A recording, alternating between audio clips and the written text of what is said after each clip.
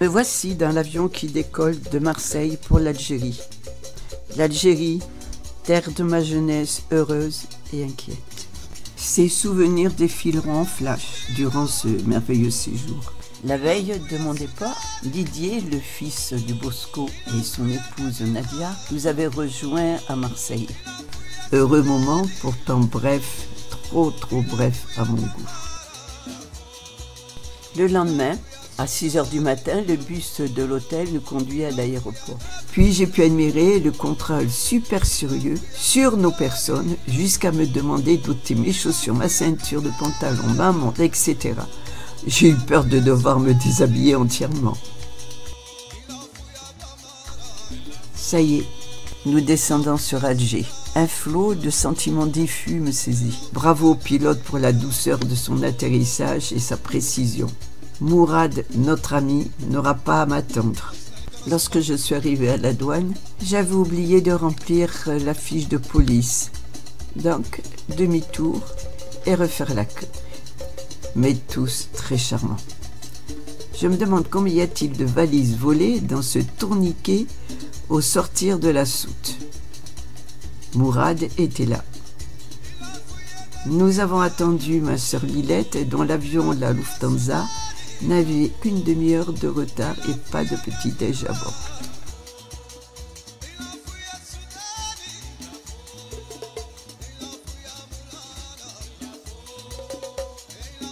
Nous déposons nos affaires à l'hôtel Regina, un ancien et coquet hôtel qui aurait beaucoup de confidences à nous raconter. Il se situe boulevard Ben Boulaïd, au centre-ville.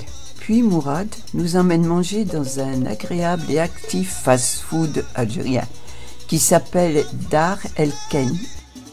Retour vers l'hôtel en passant devant la grande poste. Dans un esprit de rapprochement entre les colons et les Algériens, le gouverneur, le général Jounard, avait fait construire en 1910 cette magnifique poste de style néo-mauresque. Actuellement, elle est en restauration.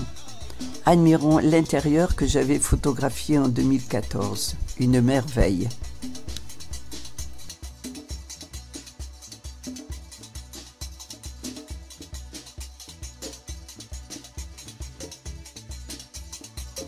Nous prenons la nouvelle et très moderne station de métro qui va à la place des Martyrs. Les couloirs sont splendides et possèdent à mon grand plaisir un escalier roulant. N'oublions pas que l'antique cité d'Ikozim gît dessous sous environ 1500 mètres carrés. Ces vestiges datent des époques phéniciennes, byzantines, islamiques et ottomanes.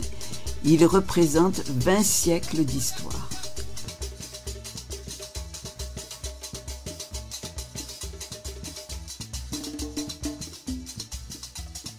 La mosquée de la Percherie, ou Jama el-Watin, c'est-à-dire haute, ça veut dire le poisson, on l'appelle aussi Jama el-Jdid, la mosquée neuve, la belle mosquée, au quartier Bab el-Oued. La mosquée Ketchaoua fait partie du patrimoine mondial de la basse Casbah d'Alger. Depuis sa construction jusqu'à maintenant, elle a toujours été un lieu de culte. Nous nous arrêtons pour l'admirer. Sa première construction daterait de 1436, puis retouchée au XVIIIe siècle du temps du Dé Hassan. Son nom, Ketchaoua, en langue turque veut dire le plateau des chèvres. Elle sera la cathédrale Saint-Philippe en 1846 jusqu'en 1962 où elle redeviendra mosquée. Très bel édifice de style byzantin.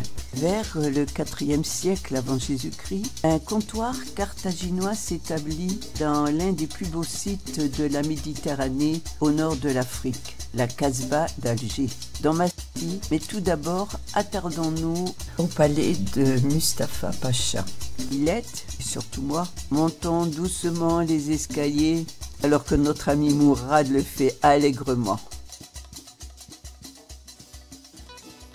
Le dar ou palais du Mustapha Pacha, trésorier du Dey d'Alger, fut édifié vers 1798.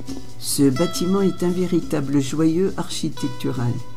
Il fut construit dans la basse Casbah, près de la mosquée Ketchaoua qui fit la cathédrale Saint-Philippe. À partir de 1830, la demeure est occupée par des généraux français, dont le général Trobriand. Il devint institution pour jeunes filles. Il fut classé monument historique en 1887. De 1863 jusqu'en 1948, le département d'Alger installa un musée-bibliothèque qui abrita près de 90 000 volumes. Auparavant, ce fut un musée d'art antique. Ce magnifique bâtiment est l'un des plus beaux palais algériens. Environ 500 000 carreaux de faïence sicilienne, espagnole, tunisienne et hollandaise recouvrent ses sols et ses murs.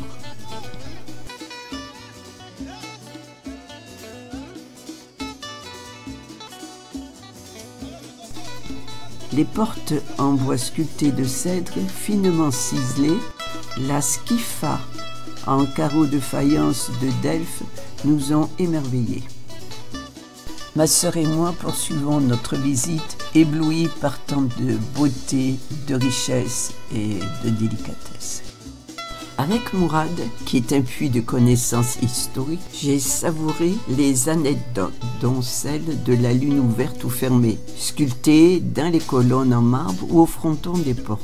Lune fermée, le pacha reçoit en secret. Lune ouverte, réception publique. La façon poétique et vivante de notre guide m'a fait revivre au temps passé.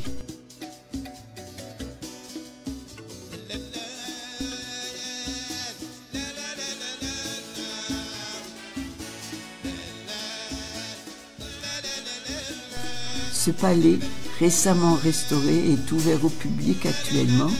Il abrite le musée national de l'enluminure, de la miniature et de la calligraphie.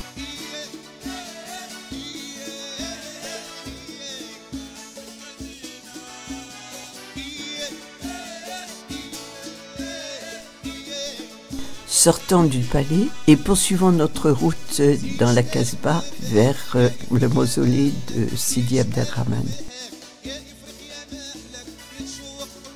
Nous passons devant le centre de l'enseignement à distance et le mausolée d'Abderrahmane al-Taalibi, de la tribu des Taalba en Kabylie. Il est le saint patron de la ville d'Alger. Né en 1384 aux Isères, en Kabylie, dans une famille d'intellectuels. Très jeune, il fit de nombreux voyages d'études, puis rentra à Alger, où la magistrature lui fut confiée. Il fonda l'école Taalibiya, où divers enseignements étaient prodigués. L'histoire, la littérature, l'islam, les doctrines, l'interprétation. Sidi Abderrahmane écrivit plus de 90 ouvrages. Il fut un grand penseur et théologien musulman. Il décéda en 1471 à Alger. Je descends péniblement les escaliers. Il est très plus allègre. Oh oui, mais elle est aussi plus jeune. Nous retournons vers notre hôtel, où un délicieux couscous nous attendra dans une salle décorée de magnifiques aquarelles. Et puis, dodo.